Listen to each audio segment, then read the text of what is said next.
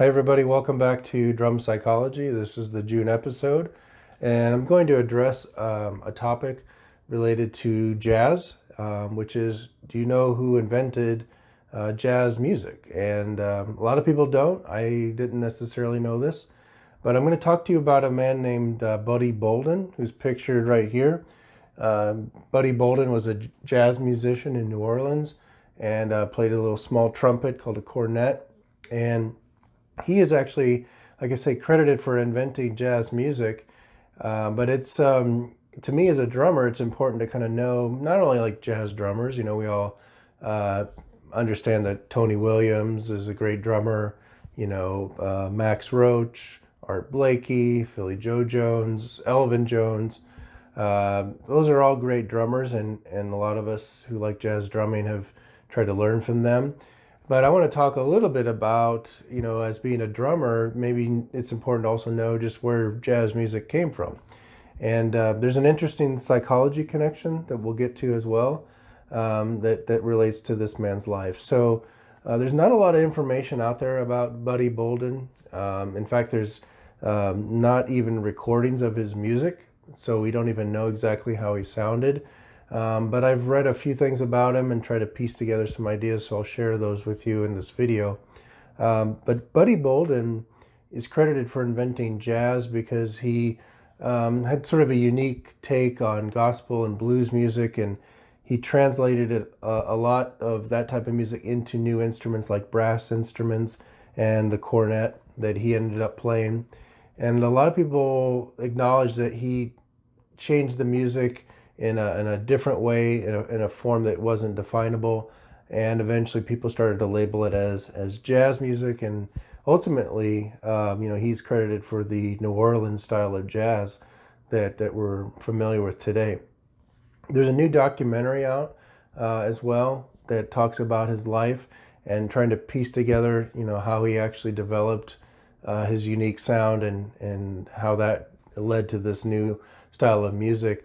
Wynton Marsalis, a great jazz musician we all know, is involved in this project, and he actually tries to recreate the sound of Buddy Bolden because there's no actual recordings again. So that came out in early May, I believe, so it might be in theaters. But that's a documentary to maybe look into and try to find out more information about it. I want to talk about, though, how his type of music may have been related to something psychological. So Buddy Bolden, from what I can tell, was a very kind of eccentric person. He had sort of uncontrollable urges. He drank excessively. He had a lot of sexual relations with women. He couldn't control some of his sexual impulses. As he got more and more into playing music with bands in New Orleans and he had more success, he was more irrational and more unable to control some of his behavior, and he started to slide downhill a lot. People started to notice it. His own musicians in his group started to notice these changes, and he eventually became severely depressed. And by all accounts, it looks like he ultimately suffered from a major mental illness called schizophrenia. The schizophrenia was so severe that he eventually was put into a hospital. They called it an insane asylum at that time. And he was actually committed to that hospital for the rest of his life, where he later died. Now, I want to speculate on two things real quick, which is, again, not scientifically proven, but I've read some interesting connections here. So how this relates to psychology. Buddy Bolden may have invented jazz because he wasn't able to read music proficiently. He had some difficulties understanding music, and he actually had some motor impairments, and some of his motor patterns were actually impaired. Now, that could have actually led him to develop a new type of music, in my opinion, because maybe he couldn't rely on the previous music that's been done, so he had to kind of improvise and come about it from a new angle. It's also possible that because he had some motor pattern impairments that he played his instrument differently, and that sort of created a door or an opportunity to make a new type of music. Now, these type of things can be related to a neurotransmitter that we call dopamine. And if he suffered from schizophrenia, and by all accounts that's what was happening, schizophrenia is a condition where too much dopamine is produced in the brain. And that could easily lead to some of these problems with motor impairments and some of the problems in potentially reading and understanding music. Again, maybe that negative aspect that was going on spurred him down a road, or at least opened up a road for him to develop a new type of music that no one else would have invented otherwise. The other thing I want to speculate on is that, excessive dopamine related to schizophrenia can cause severe changes in cognition. We know that it can produce hallucinations, it can produce delusions, and just irrational thinking in general. But we know that excessive dopamine may allow people to see patterns and make connections to things that other people won't or can't. Some of these patterns and these connections are not correct, they're just incorrect connections. But I want to speculate that maybe too much dopamine allowed him to make ideas connected together to move it into a new type of music, again, that we later defined as jazz.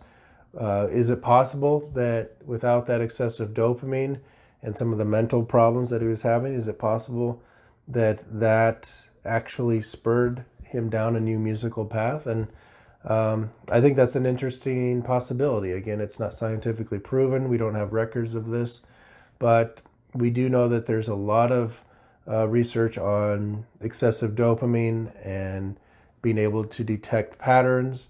And most people that have too much dopamine will see more patterns and more connections in stimuli that have been tested in laboratories and such. So I'm going to speculate there and think that, maybe possibly what was going on is the schizophrenia was setting up the opportunity for him to make a new musical invention. And that's something that if you want to comment on or talk about, I'd be happy to discuss that with you in the comments. Or if you want to get a hold of me, I'll provide my contact information at the end of the video. So this month, think about those things. Sometimes in music, it's important to not only know great drummers and to know the drummers in a certain style of music like jazz, but where did jazz come from? And that led me to think about Buddy Bolden's story, and again, this interesting connection to his mental state and schizophrenia. If you have questions or comments about this, just submit them in the comments below.